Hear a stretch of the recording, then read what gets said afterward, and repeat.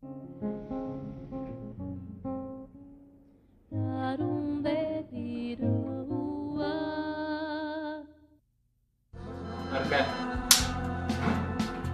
Acción. Pues para mí filmar es un premio, ¿no? Para mí filmar es, del momento, es una fiesta, pues, ¿no? Una fiesta en la que hay ciertos invitados, una fiesta que hay que disfrutar, celebrar. Y creo que finalmente el cine es eso. El cine es una triangulación entre el director, la pantalla y el espectador. Y cuando tú realmente puedes vibrar eso, cuando realmente sientes que se da esa comunicación, bueno, pues, ¿qué más podemos decir?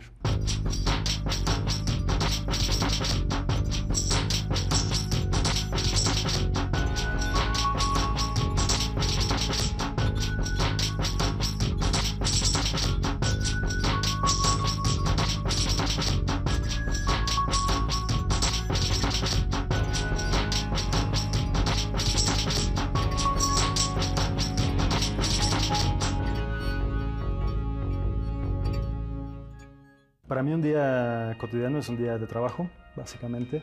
Así que me despierto, hago ejercicio, desayuno.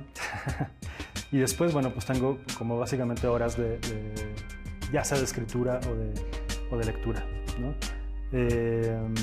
Y por la tarde o la noche, bueno, pues en la medida de lo posible trato de ver una película diaria, por lo menos. Digamos que en etapas de proceso creativo trato de aislarme lo más posible, porque pues es finalmente un encuentro contigo mismo, ¿no? Es algo que muy privado, muy personal. Pues mi entorno inmediato básicamente son mis gatos, en primer lugar, en este espacio, Rómulo y Audifaz. Y bueno, estoy en comunicación básicamente hablando del proceso creativo con mi hermano Carlos, que es mi guionista. Él actualmente está viviendo en Ámsterdam, así que pues todo es vía internet, mail, Messenger, Skype. Y bueno, puedo decir que mis mejores amigos son la gente con la que trabajo. Carlos y yo somos muy distintos y cuando descubrimos que podíamos trabajar juntos, cuando descubrimos que él escribía y que yo podía dirigir, pues bueno, se convirtió en una forma de comunicación, ¿no? Una forma como decir, bueno, ok, ¿cuáles son las coincidencias? ¿Cuáles son los intereses? Y de pronto descubrimos que, bueno, teníamos como esta forma de encontrarnos, esta forma de crear, y ha sido muy rico. Mi estudio es como mi guarida, es mi refugio, es mi santuario, ¿no?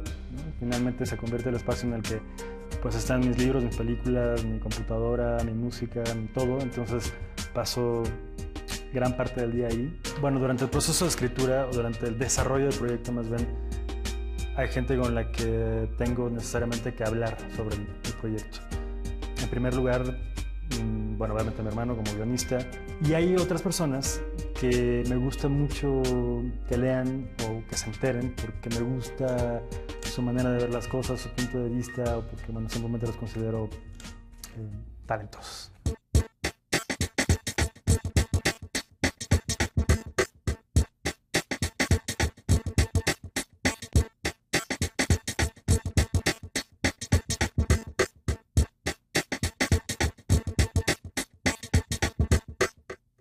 Hola, ¿qué tal? Soy Lorena Wolfer, esto es Facultad de Diálogo, un programa de TV UNAM para los universitarios. Estamos hoy en el CUEC, en el Centro Universitario de Estudios Cinematográficos, y me acompaña el director de cine, Ernesto Contreras. Ernesto, muchísimas gracias por estar aquí. Hola, ¿qué tal?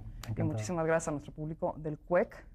Ernesto, como cineasta trabajas con imágenes, con secuencias. ¿Cuál es el primer recuerdo que tienes de tu infancia? La primera... ¿Ah, de mi infancia? Sí, de tu infancia. El primer recuerdo, el primer pasaje de tu infancia. Un trenecito. Un trenecito. A ver, cuéntanos más del trenecito. Pues así, de primera imagen, pues creo que... Pues eso, como... Creo que las cosas con las que jugaba, los objetos que me rodeaban y... Bueno, nací en Veracruz, así que en el puerto de Veracruz, no quiero decir que los juguetes no sean como los de la Ciudad de México, pero finalmente creo que eran como muy... Más artesanales, quizás. Exactamente. Sí, yo recuerdo ese tren como de madera. Justamente, naciste y creciste en Veracruz. ¿Cómo fueron tu infancia y tu adolescencia? Pues mira, pertenezco a una familia muy pequeña. Básicamente somos mis padres, mi hermano Carlos, que es menor que yo, y yo, y bueno, algunos primos por ahí, algunos tíos por allá, pero realmente fuimos una familia como muy unida, muy cercana, muy de inventarnos cosas, mis padres siempre estuvieron como muy interesados en que viéramos cine, que viéramos teatro, que viajáramos, que leyéramos, que estudiáramos.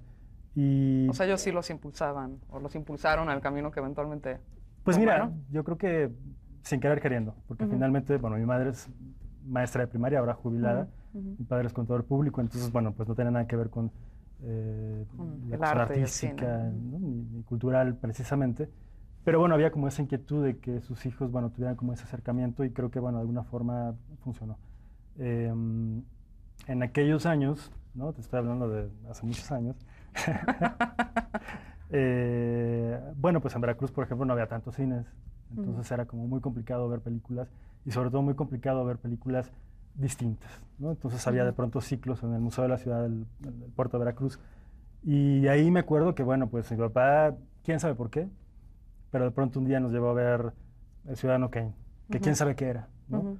O El Ángel Exterminador, o El Acorazado de Potemkin. Entonces, son como esas imágenes que, bueno, finalmente creo que de alguna forma influyeron, de alguna forma crearon como esta inquietud como de contar cosas, de hacer cosas, de estar siempre inventando cosas.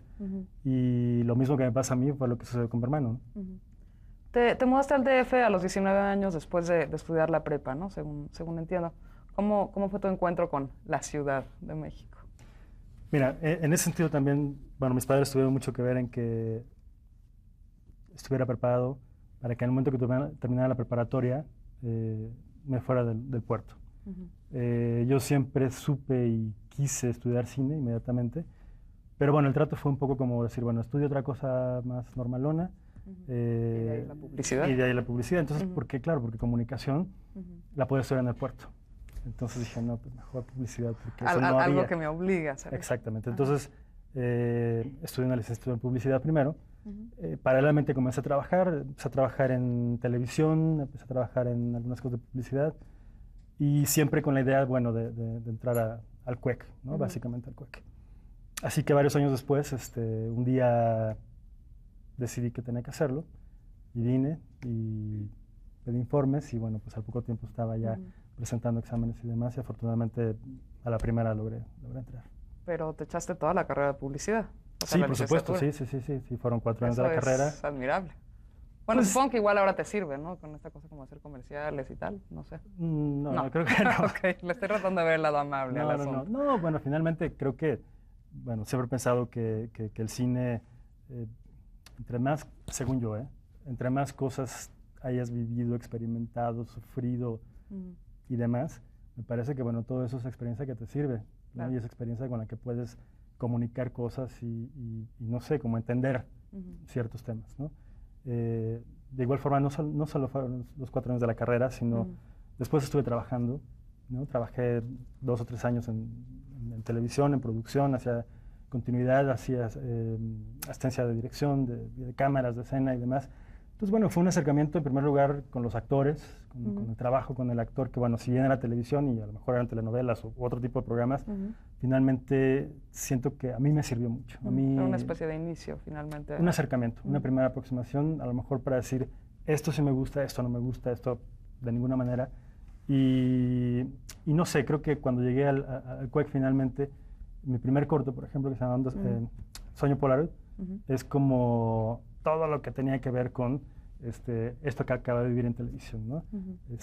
Los castings, no sé, el ambiente y demás.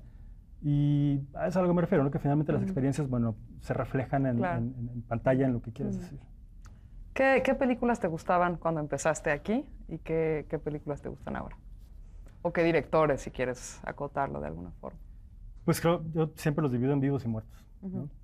Y creo que no han cambiado demasiado mis gustos.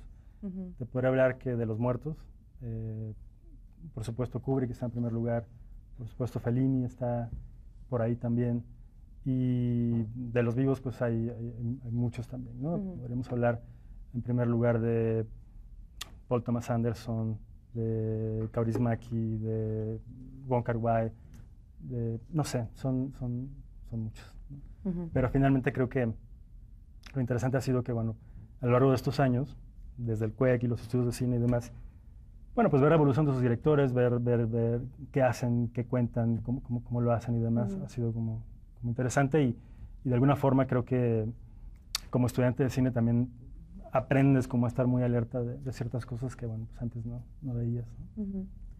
Hablando ahora de Ondas Hertzianas, el corto que realizaste justamente estando aquí en el CUEC, en el segundo año aquí en el 99, que está inspirado en el cuento El Caballero del Paño Gris de Robert Sheckley. La historia gira en torno a la soledad, a la búsqueda de una pareja, de un amor. ¿Cómo fue la experiencia de realizarla? Porque es un corto como muy peculiar, ¿no? Sí. Y considerando que fue de los primeros, ¿cómo fue esa experiencia? Pues mira, yo en ese tiempo como que comenzaba a definir el tipo de temas que quería abordar, ¿no?, en mis trabajos. Y el de la soledad, bueno, pues era uno que me interesaba especialmente. Por un lado la soledad, por otro lado la comunicación o incomunicación.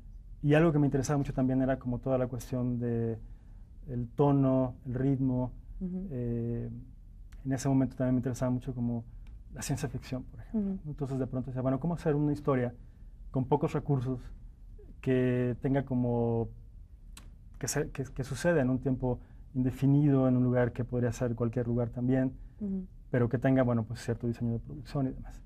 Entonces, cuando el guión se comenzó a desarrollar con Carlos, que fue la primera vez que trabajamos juntos, bueno, vi que era un guión que tenía muchas posibilidades cinematográficas, ¿no? Ernesto, justamente hablando de Ondas Hertzianas, Alejandro te tiene una pregunta. Bueno, tomando en cuenta, sabiendo un poco sobre los procesos en el CUEC, pero aún así, preguntando más sobre tu proceso personal, ¿cuánto tiempo te llevó desde que empezaste a escribir el guión con tu hermano o cuándo decidiste escribirlo con él hasta el momento que produjiste y cuáles fueron los pasos básicos? ¿Quién te ayudó para levantarlo, para hacer ese diseño de producción que dices? Pues mira, tengo que decir primero que el cuento llegó a mis manos por un compañero del CUEC, por Luis Gallardo, que un día platicando me dice que conoce un cuento que tiene como ciertas características que a mí, bueno, empezaron como a volver un poco loco porque había un apuntador, ¿no? Y justamente por lo que decía hace rato de la televisión y todo esto de lo que venía, dije, bueno, pues igual ahí puede haber algo muy interesante. Así que se lo propuse a mi hermano, lo leyó, le encantó, y en realidad, bueno, se convirtió en un punto de partida, ¿no? Finalmente, si lees el cuento, bueno, pues tiene algunos elementos que se retoman en Ondas Hertzianas, pero se fue por otro camino. El proceso de escritura duró, pues no sé, como 4 meses más o menos. Y luego, bueno, pues como sabes, todo el programa de estudios está diseñado para que al cabo de, no sé, 6, 7 meses estés filmándolo. Y en el caso de Ondas Hertzianas, pues fue muy importante como yo siempre he creído mucho en los equipos, ¿no? Siempre he creído mucho en que tienes que trabajar con la gente con la que te conectas, con la que tienen tus mismos intereses, con la que puede haber comunicación. Y bueno, pues ahí estaba Erika Ávila, que fue la diseñadora de producción y que de hecho seguimos trabajando juntos. Estaba Emilio de la Peña, que fue el fotógrafo. Y bueno, básicamente esos dos elementos, diseño, producción y fotografía, pues tuvimos como todo un proceso de búsqueda, de investigación, de tener muchas referencias para, bueno, pues con muy pocos elementos lograr construir esta atmósfera, este universo, ¿no?, en el que se desarrolla la película. Otro punto importante era los actores, ¿no? Me interesaba mucho que el casting fuera muy, muy acorde con lo que la película necesitaba. De entrada yo sabía que tenían que ser todos flacos y pálidos, ¿no? Flacos y pálidos y prácticamente escuálidos. Entonces, bueno, pues pensé en Miguel Pizarro, que lo había visto en alguna cosa, en Aurora Cano, que no la conocía, pero me gustaba mucho su imagen, en algunos actores de televisión que, bueno, me gustaban y pensé que podía hacerse cosas interesantes con ellos, como Alejandra Peniche o Blanca Torres. Y bueno, se logró conformar como ese casting que me gusta mucho. Y pues nada, filmamos, me parece que fueron, no sé, como 6 días más o menos. 6 días pues muy intensos. Y se filmó en 16 milímetros, blanco y negro. Y fue un corto que le fue muy bien. Afortunadamente tuvo ahí como un buen rol. Con respecto a los actores y el proceso, ¿cuánto tiempo antes ya tenías decidido el cast y ¿qué influencia tuvieron ellos en el guión o en el desarrollo final de los personajes? ¿Cómo ves tú? Bueno, ¿qué tiempo? Sí, en el guión ninguna, nunca, de ninguna manera. El proceso de casting comenzó a partir de que, bueno, había que hacer la carpeta y en ese momento pues no sentí que pudiera como llevar a cabo un casting de ver a muchos actores y decir este sí o este no, sino más bien traté de pensar en gente que me gustaba, que me interesaba y específicamente hacerles la invitación. Y afortunadamente todos los que convoqué aceptaron. Y respecto a la construcción, bueno, pues ensayé básicamente con Miguel Pizarro y con Aurora Cano. Fue muy interesante porque, bueno, Miguel venía de televisión, entonces había que como darle forma, ¿no? Como realmente meterlo en, sobre todo en el tono que yo quería, porque, bueno, eran casi inexpresivos los personajes. Y, bueno, había mucha cosa como de la voz en off por el apuntador y demás. Y en el caso, por ejemplo, de Alejandra Peniche, que es una de estas mujeres bellas, sofisticadas que aparecen en la historia, pues ella, por ejemplo, en un principio estaba muy arriba, ¿no? Y era muy expresiva y quería ser como muy simpática y demás. Y entonces, pues ahí justamente para mí viene como lo más interesante, que es como, a ver, ¿no? Construir, buscar, probar, por aquí no, por aquí no, por aquí no. Y de alguna forma, bueno, pues era como también una primera aproximación a mi trabajo directo con los actores, ya como, pues como cineasta, como director, pues.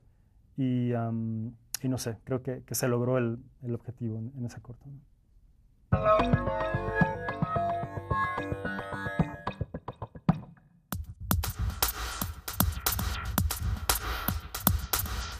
Como te comentaba, bueno, en el caso de Carlos, que es el guionista, bueno, pues casi siempre las ideas han sido suyas, casi siempre es como una cosa de decir, oye, pensé esto. Y una vez que hay algo ahí que me lata, que me interese, que sienta que puede haber una película ahí, básicamente lo que hacemos es que Carlos desarrolla una sinopsis a partir de la cual yo hago como comentarios, ajustes, correcciones y demás. Y después él se avienta a hacer un argumento, posteriormente un primer tratamiento. Y ese primer tratamiento, digamos que es el que llega a mis manos para que yo lo haga ahí bolas. Quito cosas, pongo cosas. Y después de eso, bueno, pues Carlos se concentra mucho en los diálogos, que a mí no se me dan. Y yo en la descripción de las acciones, ¿no? La descripción de las acciones, que finalmente para mí es el momento en que la película comienza a tomar forma. En el momento en el que tú, cuando lees el guión, más o menos puedes imaginar cómo se va a ver, cómo se va a sentir. Para mí la regadera es clave. Creo que como artista o como creador siempre estás como muy, o yo trato por lo menos de estar como muy alerta, ¿no? Siempre hay algo que te puede dar como una señal, en la calle, en el semáforo, en el metro, en el cine, en una librería. Entonces, bueno, ejemplos pues muchos, ¿no? Pero hacia el más personal, pues sí, la regadera. Ha habido trabajos que bueno, de entrada me emocionan mucho y después, bueno, poco a poco comenzamos a desarrollarlos y empezamos a encontrarles ahí como que hay cosas que no amarran o como que hay cosas complicadas en términos de producción o de verosimilitud, o no sé, como cosas que tienen que ver directamente con el guión, con la historia. Y muchas veces dejamos guardadas las historias, ¿no? Tenemos como un banco de ideas y de historias. No podría decir que he abandonado ninguna, ¿no? Porque finalmente ahí están y nunca sabes en qué momento pues de pronto puede revivir algo.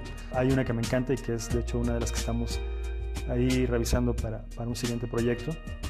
Y bueno, y hay otras que de plano a lo mejor no proceden y bueno, se quedan ahí simplemente en una idea que pasa, ¿no? Me gusta que la gente la pase bien en los rodajes, pero bueno, obviamente pues siempre hay gritos y sombrerazos, ¿no?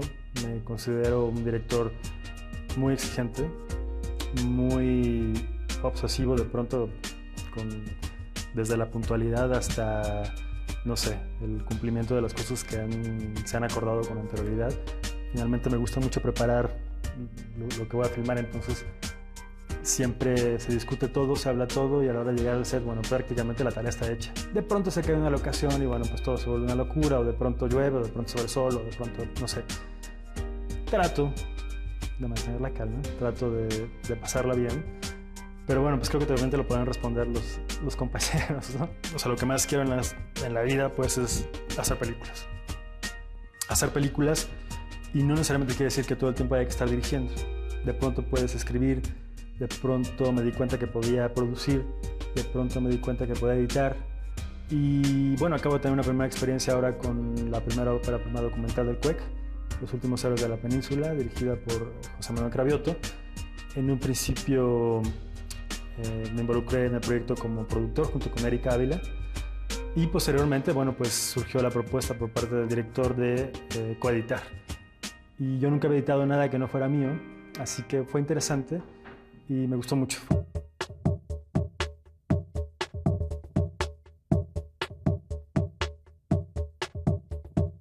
Estamos de vuelta conversando con Ernesto Contreras aquí en el CUEC. Ernesto, antes del corte nos quedamos en el tema de la soledad. Digo, sé que ya le respondiste a Alejandro muchas de las preguntas que yo te iba a hacer respecto a ondas hertzianas, pero quisiera que elaboraras un poquito más sobre por qué te atrajo este tema. Pues porque mira, al igual que, digo, después platicaremos de Párpados Azules, pero finalmente me parece que es un síntoma de nuestra época. Me parece que es algo muy incluso de nuestras generaciones, ¿no? Y a mí me sorprende mucho que, bueno, la forma en que de pronto podemos descubrir que estamos demasiado aislados. Es decir, de pronto el mail, el messenger, el no sé qué, el no sé qué, hacen que, bueno, pues cada vez haya un contacto personal menor, ¿no? Y Acabas de matar la última pregunta que te iba a hacer en la entrevista, pero por favor, continúa. Te doy otra versión. Ok. Y entonces, bueno, pues es eso, ¿no? Como finalmente, no sé, creo que todos los seres humanos podemos pasar por ciertos momentos también en los que sabes que necesitas algo, sabes que necesitas a alguien, no sabes cómo hacerlo, no sabes cómo lograrlo, y de pronto quisieras que alguien te dijera cómo, ¿no? Y tener una guía y tener pues ahora sí que un apuntador, ¿no? Entonces, ese punto era el que más me interesaba, ¿no? Porque finalmente creo que todos podemos sentirnos identificados con los personajes de alguna forma. Claro. El corto fue muy bien recibido, y voy a leer algunos de los premios, porque es una larga lista, ¿no? Como el premio a la mejor realización mexicana en el Festival Internacional de Escuelas de Cine en el 99, el premio Mayagüel de Oro al mejor cortometraje en la Muestra de Cine Mexicano en Guadalajara, también en el 99, o el premio Manuel González Casanova al mejor cortometraje del primer Festival Internacional de Cortometraje en la Ciudad de México en el 98. Cuando hablamos hace unos días, y incluso ahorita lo volviste a mencionar, me decías que buscabas una cierta como atemporalidad en el corto, y sin embargo, digo, los sets y los personajes remiten un poco como a los 20, a los 30, pero la tecnología que se usa no corresponde, ¿no? ¿Qué buscabas con este contraste? Porque, digo, sí pudo haber sucedido en cualquier lugar, pero sí contrasta mucho, digo, desde el blanco y negro y la construcción de los personajes con esta tecnología, ¿no? Sí, pues mira, básicamente que yo quería lograr un corto de ciencia ficción en el que no hubiera naves espaciales, ¿no? En el que no hubiera efectos Bueno, para los que no lo han especiales. visto, los personajes tienen una especie de chip por medio del cual les dicen cómo relacionarse con los otros para encontrar pareja, ¿no? Así es. Bueno, más o menos. Más o menos, es como... Y entonces, bueno, ese era el reto, pues y también, bueno, probar el blanco y negro, que finalmente pues era la oportunidad que tenía en la escuela en segundo año de usar ese material, de ver qué pasaba con la fotografía, qué pasaba con filtros, luces y demás. Y bueno, en términos, no nada más para mí como director, sino para el fotógrafo fue un reto, para diseño de producción, para Berta, que nos hizo vestuario, Berta Romero, que nos hizo vestuario, por ejemplo, bueno, pues era con 3 pesos, ¿no? Y entonces, bueno, pues las supuestas perlas de las actrices pues son cuentas de plástico, Claro. ¿no? O las lámparas sofisticadísimas de salón pues son cucuruchos de papel metálico pegados. Entonces, para mí ese era el reto, como probar y probarme que se podía hacer un corto así con nada, ¿no? Ahora, el look, pues porque, no sé, creo, de hecho fue una propuesta de Erika Ávila directamente, y teníamos como esa posibilidad de 20, 30 o muy 60 también, y ganaron los 20, 30. Sí, es evidente. Hablando ahora del Milagro, el corto que realizaste en 2000, que también te mereció muchos reconocimientos en Chile, en México, en España. ¿Por qué elegiste Jico para filmarla? O más bien, ¿por qué un entorno rural? Porque digo, la historia de alguna manera se siente como muy natural en un pueblo, pero me da curiosidad saber por qué en un pueblo, por qué el milagro en un pueblo. Pues en términos prácticos, porque me parecía que un pueblo de alguna forma podía enmarcarse. Es decir, era una comunidad pequeña, era verosímil para mí que fueran invitados y que todos asistieran. Y hacerlo en un lugar más grande, bueno, pues hubiera implicado como, en términos de producción, más complicaciones. Okay. Y que, bueno, visualmente también, no visualmente, estéticamente me interesaba, ¿no? En realidad, te cuento, o sea, te lo he dicho, que los personajes son mis abuelos, en realidad, ¿no? Margarita era mi abuela, Alfonso era mi abuelo. Okay. Y entonces ahí había como una cosa que me hacía como tener esa referencia directa para construir los personajes con José Carlos Ruiz y con Angelina Peláez. Jico lo conozco de toda la vida, así que inmediatamente pensé que era un lugar que me gustaba mucho, que tiene unos cerros increíbles. Que ya hablamos, esa subida al cerro, sí, es muy impactante. Entonces, pasamos por varias posibilidades, de pronto pensamos que fue algo más deserticón, de pronto algo más en la costa, pero cuando fuimos a Jico fue, pues ahí estaba. Ernesto, hablamos del milagro y Diego quiere hacerte una pregunta. Diego. Bueno, Ernesto, yo te quisiera preguntar cómo fue tu acercamiento hacia todo el pueblo y cómo fue que lo dirigiste, ¿no? O sea, porque parece una tarea difícil, entonces me gustaría que nos contaras eso. Pues mira, no se nos ocurrió hacer un making of, pero la verdad es que fue muy divertido. O sea, una vez que decidimos que era Jico, bueno, pues había una secuencia en el guión que decía, y entonces el pueblo sube el cerro azul, invitados al milagro, ¿no? Entonces dije, bueno, pues igual, pues no sé, a lo mejor lo podemos truquear, a lo mejor si no hay el quórum necesario, pues cerradito y piecitos y demás. Pero la gente de producción, bueno, lo produjo Iván Ávila, director de La Sangre Iluminada, dijo, no, bueno, pues hay que irnos de avanzada, hay que avisar a la gente. Se contrató una carreta con unos altavoces y entonces se invitaba a la gente a participar en la filmación. No podemos pagar, entonces lo único que podemos hacer era pues darles de comer ahí, tortas, refrescos y demás. Y bueno, pues fue tremendo porque, bueno, obviamente se hizo en un día eso. Llamado era, haz de cuenta, a las 5 de la mañana. Y cuando llegamos a las 5 de la mañana, las 300 personas estaban formadas. O sea, habían llegado desde las 3 de la mañana ahí. Entonces fue muy emocionante, muy emocionante. Y fue duro porque, bueno, pues ya sabrás, ahí a rayo de sol, horas y horas y horas y horas, pero pues la gente estaba muy entusiasmada, ¿no? Estaba como súper prendida. Y pues nada, ahí como gran producción con altavoces y gritos y demás.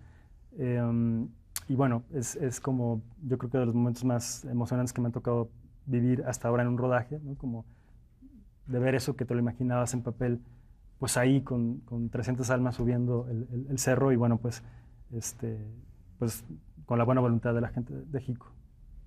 En el corto nunca sabemos al final cuál es el milagro, ¿no? Que es, digamos, todo el chiste. Y me da la impresión de que en el trabajo que realizas, más que historias en sí, con un principio y un final, lo que nos muestra son como momentos, ¿no? Como pequeños pasajes con un desenlace que siempre queda abierto. ¿Nos puedes hablar un poquito de esta tendencia? Digo, porque es una cosa que sucede en las tres, en Ondas Hertzianas, en El Milagro y en Párpados Azules. Pues a mí me encanta que el espectador piense. Me encanta, me entusiasma que cada quien saque sus propias conclusiones, porque, pues no sé, porque pienso que finalmente es parte de la experiencia cinematográfica, ¿no? El que cada quien imagine qué pudo haber pasado. De hecho, en el caso del Milagro, por ejemplo, cuando Carlos me mostró el guión, pues lo que más me impactaba era justamente el último diálogo, ¿no? Que Margarita le pregunta a Alfonso, nos salvamos, ¿no? ¿Nos salvamos? O sea, es una pregunta, sí. ¿No? Entonces, quién sabe, tal vez se perdieron de algo increíble y por necios o por lentos o por indecisos se lo perdieron. O tal vez no, a lo mejor efectivamente se salvaron, ¿no? Entonces, me han dicho de todo, que si los ovnis, que si el ejército, que si...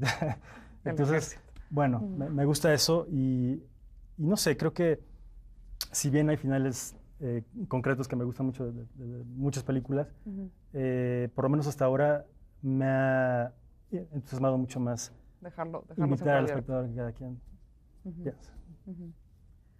Hablando ahora de Párpados Azules, tu ópera prima del año pasado, de 2007, que otra vez gira en torno a la soledad de este hombre y de esta mujer, cuyo encuentro surge a partir de que ella gana un viaje a la playa en su trabajo para dos y no tiene con quién ir en un inicio, ¿no?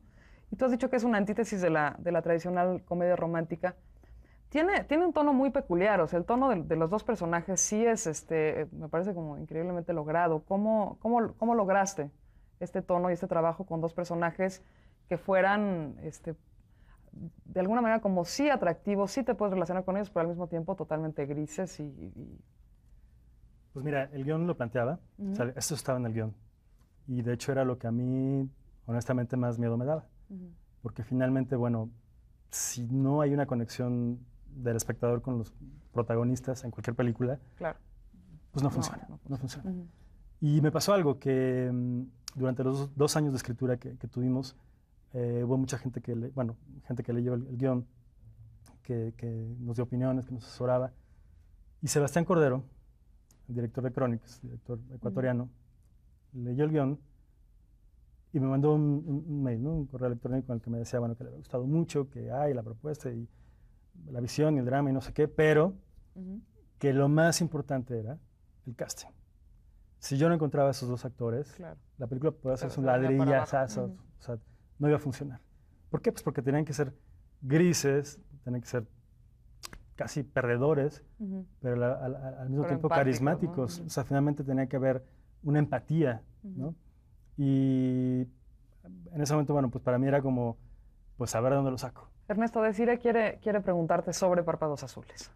Bueno, de lo que dices del diseño de producción y la importancia que como director tú le das a esta parte de la producción, me interesa saber como, por ejemplo, la cuestión de los maniquís y cómo yo creo que realmente ayuda mucho, ¿no? Como a la narración. Entonces, como que tú me hablaras un poco como de cómo manejas esto con tu diseñador de producción, básicamente. Pues mira, hablando nuevamente de Erika Ávila, que es la diseñadora de producción de Párpados Azules también, creo que fue un proceso muy orgánico. Desde que el guión estaba ya en proceso, en primer lugar, pasamos por muchos oficios de Marina, ¿no? Primero vendía lámparas y luego vendía discos y luego flores y después uniformes, ¿no? Y uniformes porque, pues un día caminando, yo vivo ahí en Insurgentes, un día caminando por ahí, bueno, pues de pronto es la tienda que está cerca de Álvaro Obregón, sí, ¿no? Casi Álvaro Obregón. Entonces, bueno, pues es un lugar que siempre me había encantado y dije, pues aquí, ¿no? Que esta mujer trabaja aquí, claro, y entras y bueno, pues parece que no han pasado, bueno, el tiempo se ha pasado mucho, pero que no ha pasado nadie por ahí, ¿no? Y bueno, pues se logró el permiso y todo, y entonces, bueno, en realidad fue como explotarlo. Sin embargo, algo que no quería es que para mí los maniquís y los mimos en pantalla, híjole, son muy, muy riesgosos, ¿no? Porque me parece que pueden dar un tono ahí, una cosa como entre cursi, entre un poco de cliché, un poco anticuado incluso, ¿no? Entonces el maniquí era simplemente como figuras, como otras marinas que estaban por ahí arrumbadas, pero nunca un close-up, no hay un close-up, pero nunca, vamos, como abusar de ello, ¿no? Ni tampoco que fueran muy bonitas, ni nada. Al contrario, los maniquíes son casi monstruosos en esa tienda. Pero bueno, tienen una razón, ¿no? La gente de la tienda, brevemente te cuento. ¿Tiene una razón para que sean horribles? Sí. Bueno, no para que sean horribles, para no cambiarlos. ¿Cuál es? Pues que todos los identificamos y que todo el mundo sabe que es la tienda de los maniquíes. Entonces, por eso no los han movido en casi 40 años. Wow. Pero bueno, el caso es que era un set perfecto. Y ese set, o esa locación más bien, se convirtió en el eje para los demás sets. Es decir, si el departamento de Mercedes o de Marina o el de Víctor o el centro nocturno donde van a bailar y eso, pegaba con la tienda de uniformes, entonces funcionaba, ¿no? Era como un poco el parámetro, digamos, como de, no de color, porque bueno, finalmente son distintos colores o distintos tonos, sino de un mood, como de una cierta atmósfera, como de cierta... Eso, lo que transmitía cada sitio.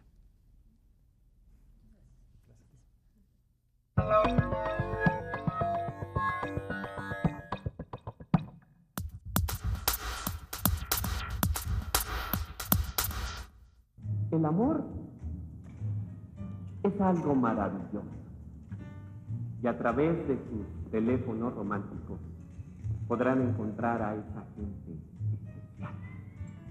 Tenía algunas ideas y casualmente un amigo, un compañero ahí de la escuela, Luis Gallardo, me comentó que conocía un cuento que tenía que ver con todo lo que yo le estaba diciendo, y que era un cuento de Robert Sheckley que se llama El caballero de la armadura gris. Leí el cuento y bueno, verdaderamente me encantó, ¿no? Me pareció que era fantástico, que era una visión de la ciencia ficción que me apasionaba, y fue justamente cuando le propuse a Carlos, mi hermano, comenzar a trabajar juntos. Y bueno, finalmente el cuento fue un punto de partida que poco a poco se convirtió en el guión de Los Gercianos, por eso el crédito es inspirado en él.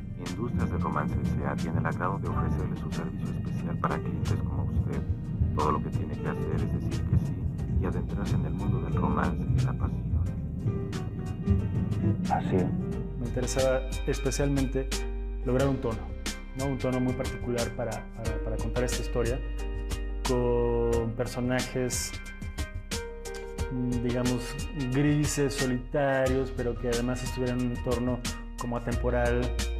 No sabemos cuándo pasa, no sabemos si es en el pasado o en el futuro, pero hay algunas cosas de tecnología, ¿no? Le fue muy bien, tuvo muchos premios, pero aparte de eso lo que más me gustó fue que finalmente había mucha gente joven que por alguna razón se identificaba con la historia, ¿no? Y me lo decían y me hacían como sus comentarios respecto a, híjole, pues yo quisiera tener un aparatito que me dijera qué hacer en algunas situaciones. Y no sé, creo que para mí eso es como lo más valioso del corto, ¿no? Por medio de la presente, le invitamos a presenciar el milagro que tendrá lugar el próximo día 14. El milagro está inspirado está basado en un cuento que Carlos, mi hermano, había escrito muchos años atrás, de hecho de niño. Tenía como esta cuestión que me interesaba, que era la combinación de una cosa como, ¿cómo decirlo?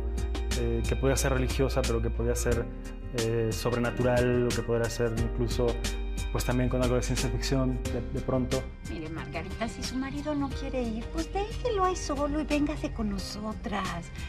No se lo puede perder. Es un milagro. Me interesaba mucho que había que crear personajes sólidos, que necesitaban actores fuertes, y que me daba la oportunidad de trabajar con gente con la que yo había deseado trabajar antes. Se presentó la oportunidad de filmarlo, lo produjo Iván Ávila, director también, y otra vez fue como toda esta aventura para levantar este corto, que pues era el primero que hacía en 35 milímetros, que se filmó en Jico, Veracruz, que tenía como algunos, ¿cómo decir?, retos muy particulares en términos de producción, porque bueno, pues había una toma del pueblo sube del cerro, decíamos, bueno, pues a lo mejor como que suban 10 y como que se vean que son muchos, pero afortunadamente en Jico obtuvimos una respuesta increíble por parte de la gente del pueblo, y a la hora de la hora teníamos ahí más de 300 extras. Sí, Jico es un lugar increíble, pero es súper bonito, y nosotros queríamos como usar partes de Jico que no fueran tan bonitas, sino que fueran pues, un pueblo más normal, digamos, más neutro de alguna forma. Y obviamente, bueno, pues cuando encontramos aquel cerro fue un éxtasis, ¿no? Porque finalmente era lo que yo tenía en la cabeza, y era como la oportunidad de tener una imagen ahí impresionante, muy, muy, muy importante para la película.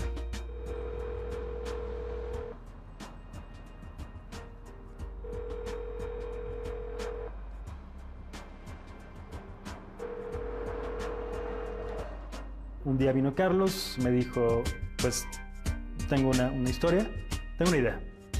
¿Qué pasa cuando usamos elementos de una comedia romántica? Hay todo, los escenarios, las situaciones, las intenciones de los personajes, pero por alguna razón no funciona, ¿no? Él tiene muchas ganas, ella también, pero los dos están enfrentados al mismo problema, que es no saber cómo lograrlo. Y me encantó. Dije, no, por supuesto, ahí hay una película. Este pajarito elegirá el nombre del ganador de un viaje para 2 personas a Playa Salamandra. Una mujer que en su trabajo se gana un premio para 2 personas que consiste, un premio que consiste en un viaje para 2 personas a una playa, y que bueno, es una situación que le hace descubrir que en realidad no tienen con quién compartir. Por lo que después de varios intentos, bueno, decide invitar a un desconocido, y ahí viene esta cosa como de qué pasa cuando estos dos pobres se encuentran y no saben exactamente cómo hacerle para hacerla bien. La filmación se llevó a cabo durante marzo y abril de 2006, sí, de 2006, todo en la Ciudad de México durante 5 semanas, y fue, bueno, pues qué te puedo decir, una experiencia increíble, ¿no? Para mí, vamos, es un rodaje que recuerdo como muy gozoso. Para mí era como muy importante que la película llegara obviamente a cartelera comercial. Estrenamos con 30 copias y la verdad es que bueno, fue una experiencia intensa porque finalmente es ahí enfrentarse a la vida real y a que la gente va y compra su boleto y que la película sobrevive o no sobrevive. Y bueno, para mí es como muy gratificante que bueno, pues prácticamente todos los días hay mails a través de la página de la película de gente que la ve en Monterrey, o en Guadalajara, o en Puebla, o en Veracruz. Y para felicitar, para comentar, para preguntar o para reclamar.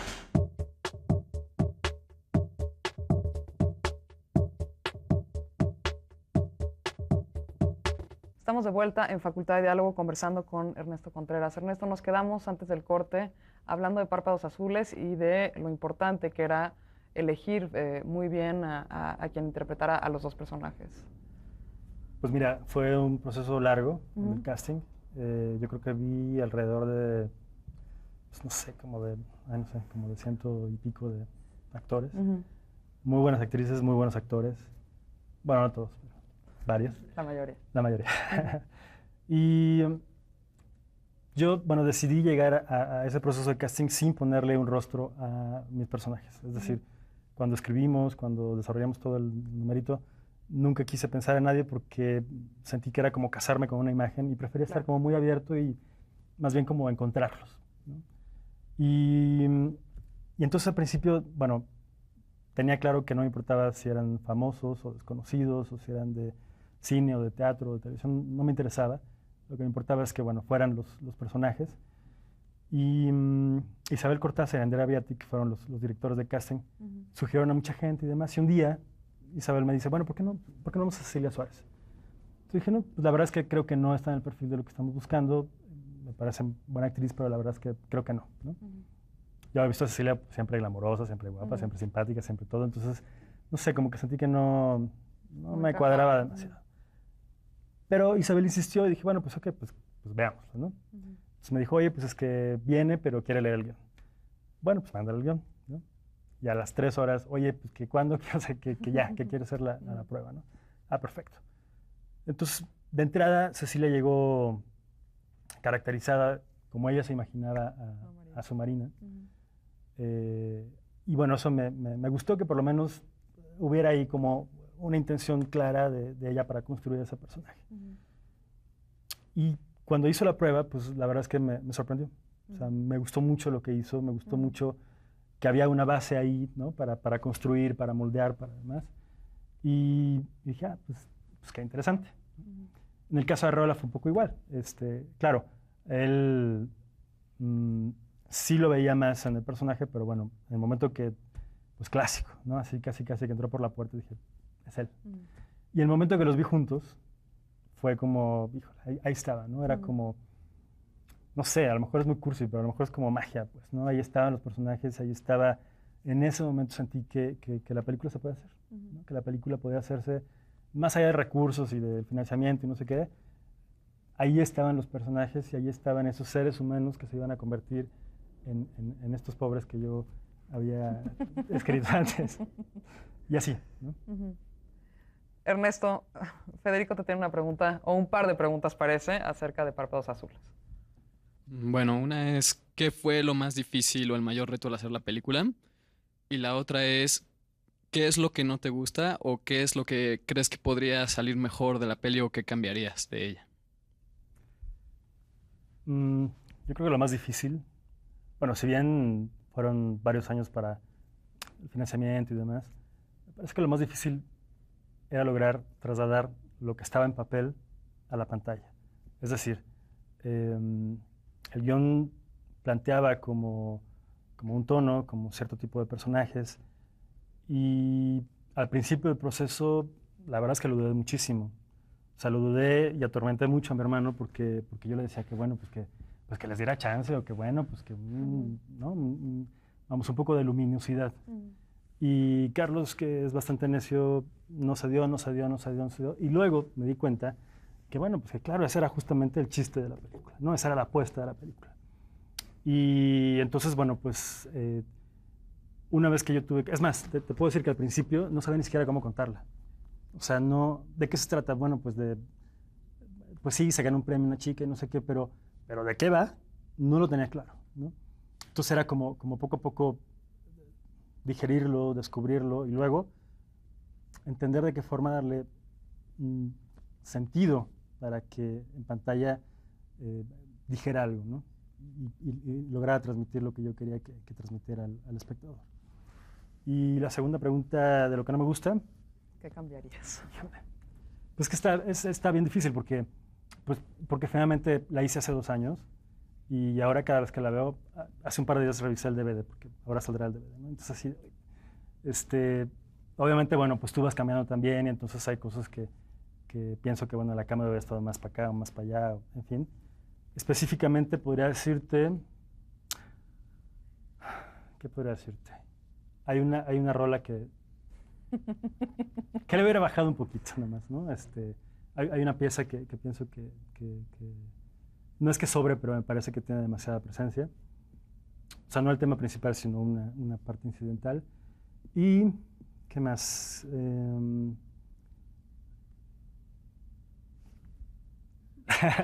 No quiere revelar demasiado. Es que lo voy a decir, entonces, bueno.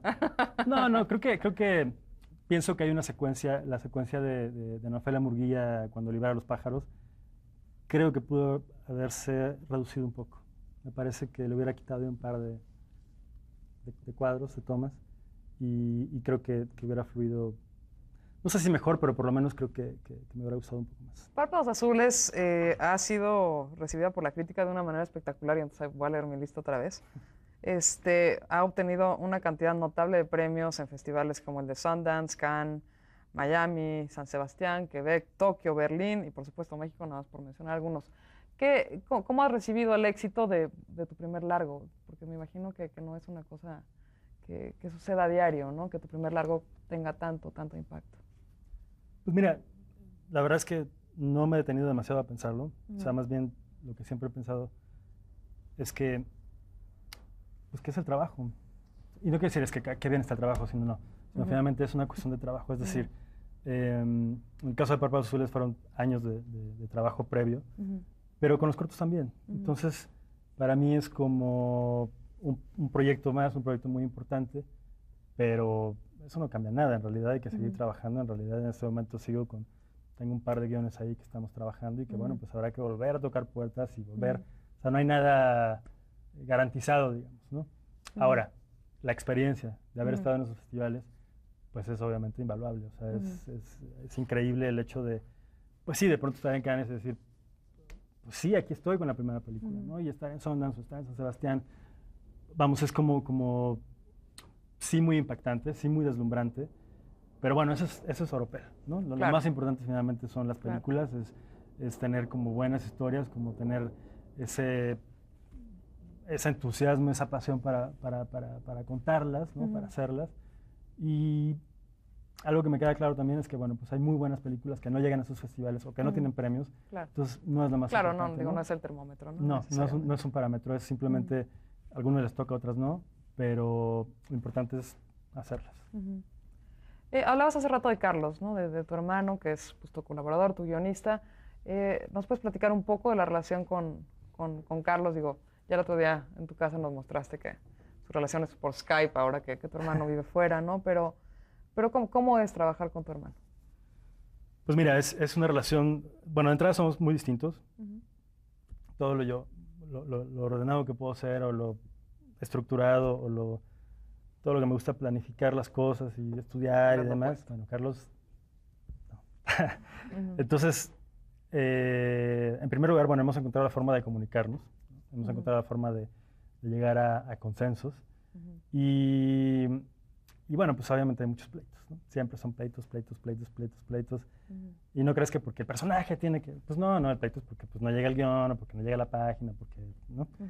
Entonces, no sé, es intensa, pero a la vez creo que finalmente, bueno, pues eso es lo que ayuda también a que las historias queden como han quedado hasta ahora, ¿no? Ujú. Y he intentado escribir con más gente, con otros guionistas, y siempre regreso con Carlos. Siempre regreso. Ahora estoy escribiendo con alguien más, pero bueno, creo que Carlos tiene como un punto de vista muy particular y yo creo que eso es muy importante Que en el cine. funcionan bien. Y hay ese complemento. Ernesto, Alejandro te quiere preguntar sobre el actual estado del cine mexicano, o más o menos, algo por ahí. Bueno, yo lo que te quería preguntar es, tanto creativamente o en producción, te digo, no tanto como políticamente que fueras con los senadores ni nada, pero si tú tuvieras el chance de hacer algo, o tú ahora quieres hacer algo para que haya, pues no decir más cineastas, ¿no? Porque puede haber muchos o pocos, sino que hubiera más producción, que hubiera más exhibición, ¿tú qué harías? ¿Cuál es lo que tú crees que sería una acción que cambiaría un poco las cosas en México? Yo partiría diciendo que, en primer lugar, hay que preocuparse por hacer buenas películas, ¿no? Y para hacer buenas películas hay que tener buenas historias.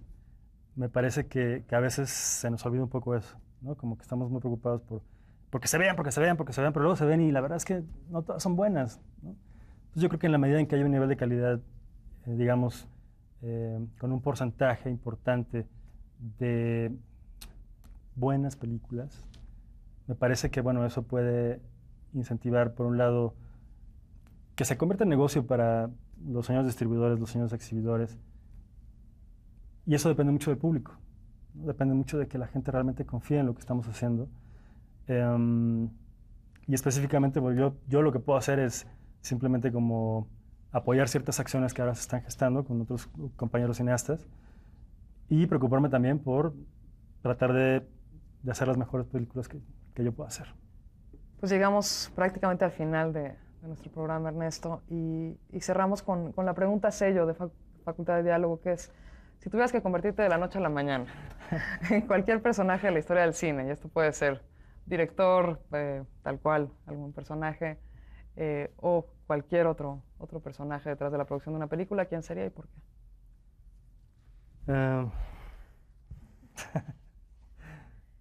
¿Vivos o muertos? De los dos. No sé, creo que tal vez... Yo creo que me convertiría en Hal, de Odisea del Espacio. ¿Por qué? Porque... No sé, porque lo conoces pero no lo conoces, porque me parece fascinante, porque me parece... Lo sabe todo y además controla. Ernesto, muchísimas gracias por haber estado aquí en Facultad de Diálogo. Gracias a ustedes, Lorena. Muchísimas gracias al público aquí en el CUEC y por supuesto a quienes nos ven por TV UNAM. Hasta luego.